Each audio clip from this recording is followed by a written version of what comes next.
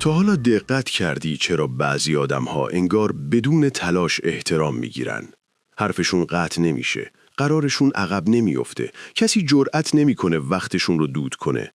و نکته ترسناک اینه، اونها لزوماً باهوشتر نیستن، پولدارتر نیستن، حتی مهربونتر هم نیستن.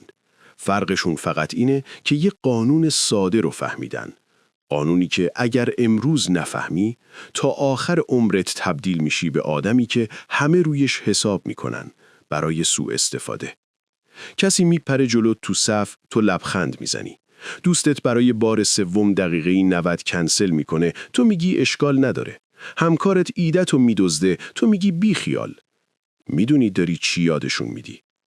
داری به دنیا آموزش میدی که عبور از تو رایگانه. دنیا به آدمهای خوب پاداش نمیده. دنیا به آدمهای با ارزش پاداش میده.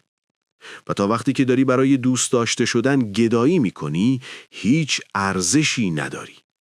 تلاش برای راضی نگه داشتن همه یک بیماریه که داره ذره ذره قدرتت رو میخوره. امروز قرار این بیماری رو درمان کنیم. امروز نمیخوام بهت یاد بدم چطور محبوب باشی. میخوام رازی رو بهت بگم که 500 سال پیش کشف شد اما از تو پنهان مونده. رازی که باعث میشه به جای اینکه دنبال تایید دیگران بدویی، دیگران برای احترام گذاشتن به تو صف بکشن. اگه آماده ای که دیگه پاداری نباشی و تبدیل به پادشاه دنیای خودت بشی، حتما تا ثانیه آخر این ویدیو با من باش. و همین الان توی کامنت ها بنویس احترام انتخاب منه. بخش اول، توهم محبوبیت. بذار با یک سوال ساده شروع کنم. به چه کسی بیشتر احترام میذاری؟ کسی که مدام سعی میکنه تو رو خوشحال کنه، به همه جوکات میخنده حتی اگه بیمزه باشن و هر چی بگی تایید کنه، یا کسی که چارچوب داره، نظر خودش رو میده و اگه لازم باشه مؤدبانه بهت میگه نه؟ گزینه دوم درسته؟ پس چرا خودت سعی میکنی نفر اول باشی؟ روانشناسی انسان یک باگ بزرگ داره. ما برای چیزی که مفت و آسون به دست بیاد ارزشی قائل نیستیم. وقتی تو دوست داشته شدن رو هدف اصلی زندگیت قرار میدی، عملاً داری روی پیشونیت مینویسی لطفاً من رو تایید کنید، من به تنهایی کافی نیستم. و آدم‌های فرصت طلب، مخصوصاً نارسیسیست ها، این بو رو از کیلومترها دورتر حس میکنن. بوی نیاز، بوی ترس از طرد شدن. وقتی تمام تلاشت اینه که همه ازت راضی باشن، تو تبدیل به یک آدم قابل پیشبینی میشی. و در قانون قدرت پیشبینی پذیری یعنی مرگ. اگر من بدونم هر بلایی سرت بیارم باز هم بهم لبخند میزنی، چرا باید بهت احترام بذارم؟ هیچ هزینه‌ای برای بدرفتاری با تو وجود نداره. تو امنی، تو بی خطری. اما احترام داستانش فرق میکنه. احترام از دوست داشتن نمیاد، احترام از قدرت میاد. نکته ترسناک اینجاست، کسانی که سعی میکنن همه دوستشون داشته باشن، در نهایت منفورترین آدم‌ها میشن. چون نقاب میزنن، چون واقعی نیستن. اما کسانی که اولویتشون احترام به خودشونه، در نهایت جذابترین آدم‌ها میشن. بخش دوم، آناتومی احترام. چرا ترس مفید است؟ ماکیاولی، فیلسوف بزرگ قدرت، جمله‌ای داره که خیلی‌ها بد برداشت کردن. اون میگه اگر مجبور به انتخاب شدی، بهتره از تو بترسن تا عاشقت باشن. منظورش این نیست که راه بیفتی و مردم رو تهدید کنی، ابداً. منظورش از ترس از دست دادن و ترس از عواقب هست. بذار برات بازش کنم.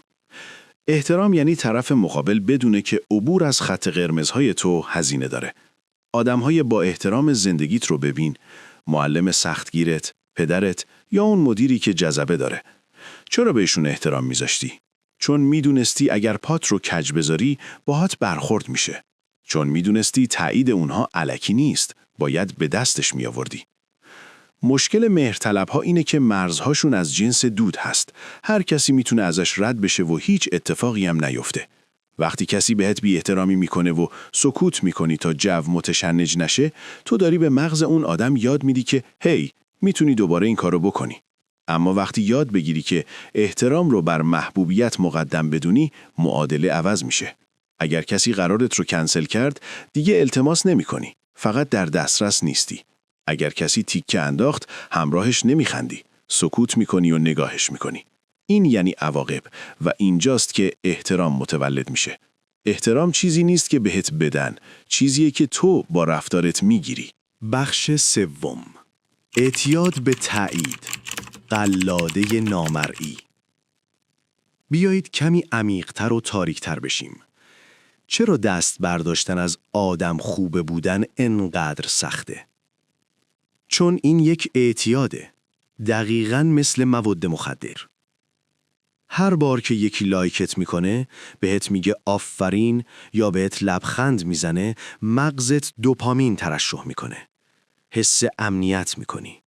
اما این امنیت کاذبه. تو معتاد شدی به تایید دیگران. و خبر بد اینه وقتی معتاد باشی، فروشنده مواد صاحب توه. آدم‌های اطرافت، رئیسات، حتی پارتنرت، اگر بفهمن که سوخت تو تایید شدنه، افسارت رو دست میگیرن. میخوان اضافه کاری کنی بدون پول؟ کافیه بگن تو بهترین کارمند مایی، هیچ کس مثل تو متعهد نیست و تو مثل یک برده کار میکنی تا اون تصویر رو حفظ کنی. میخوان ازت سوء استفاده عاطفی کنن؟ کافیه یه مدت باهات سرد باشن تا تو به دست و پا بیفتی که چی کار کردم؟ تو رو خدا منو ببخش. میخوان ازت پول قرض بگیرن؟ تو واقعاً بامرامی.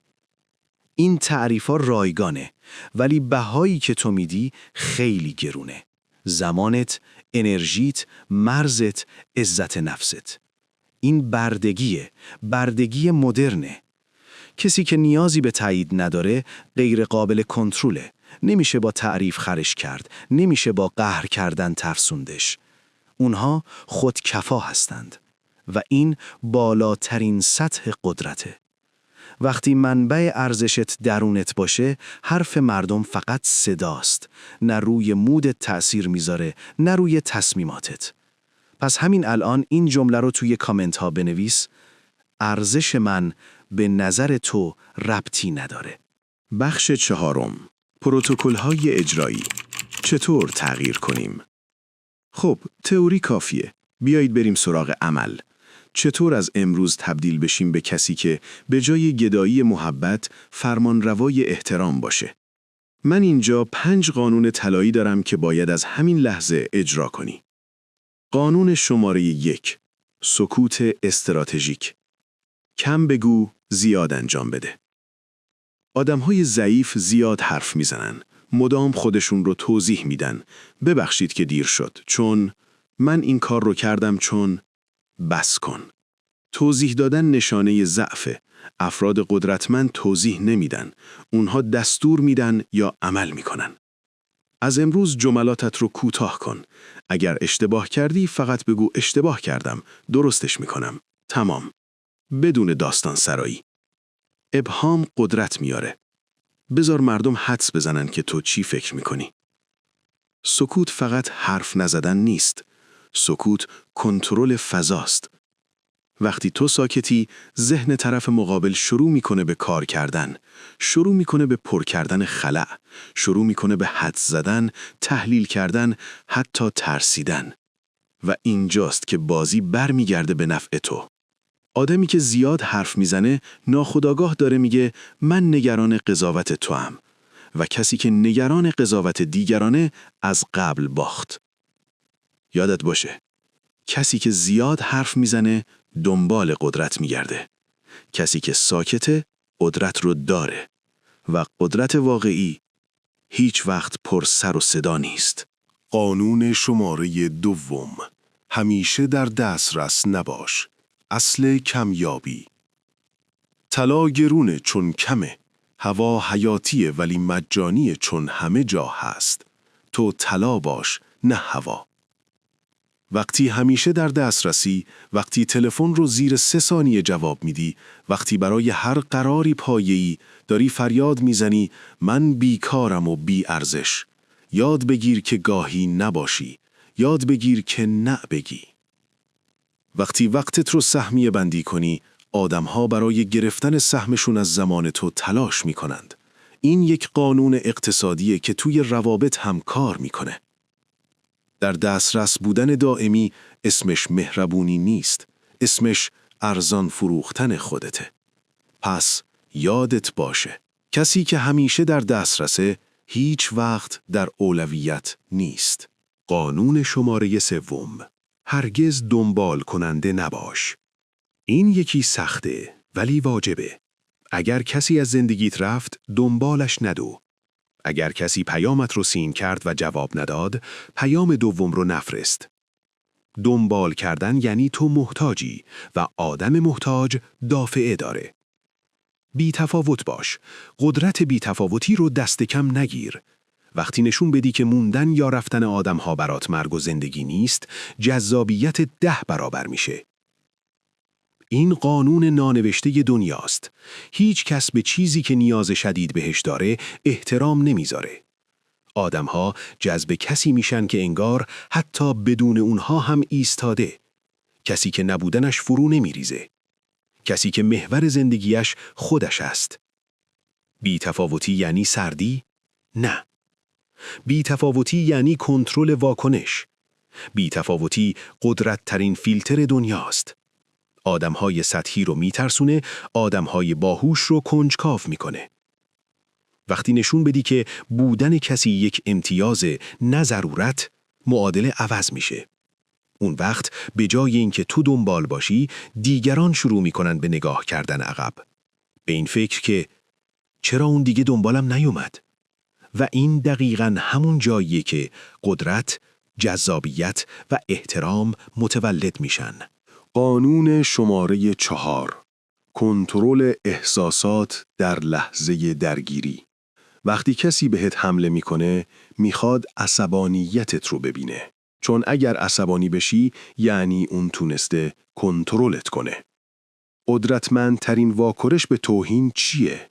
نگاه سرد، سکوت طولانی و یک لبخند. این یعنی حرفهای تو حتی اونقدر ارزش نداره که من رو به هم بریزه. در روانشناسی قدرت، خونسردی یعنی سلطه. کسی که احساساتش رو کنترل میکنه، میدان رو کنترل میکنه. یادت باشه، آدمهای ضعیف با عصبانیت میجنگن. آدمهای قدرتمند با کنترل. قرار نیست همیشه جواب بدی. قرار نیست از خودت دفاع کنی. قرار نیست هر حمله‌ای رو جدی بگیری. گاهی بزرگترین تحقیر برای طرف مقابل اینه که بفهمه نتونسته تو رو از حالت خارج کنه. این یعنی شکست دادن دشمن نه با صدا، نه با خشونت، بلکه با برتری ذهنی. قانون شماره 5: استانداردها به جای احساسات.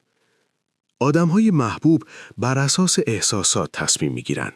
کاری کنم که فلانی خوشش بیاد. آدم‌های محترم بر اساس استانداردها تصمیم می‌گیرن. این کار در شأن من هست یا نه؟ استاندارد داشته باش، خط قرمز داشته باش و مهمتر از همه، وقتی کسی خط قرمزت رو رد کرد، جریمش کن. نه با دعوا، بلکه با محروم کردنش از حضورت. در نتیجه مردم یاد میگیرن چطور با تو رفتار کنن.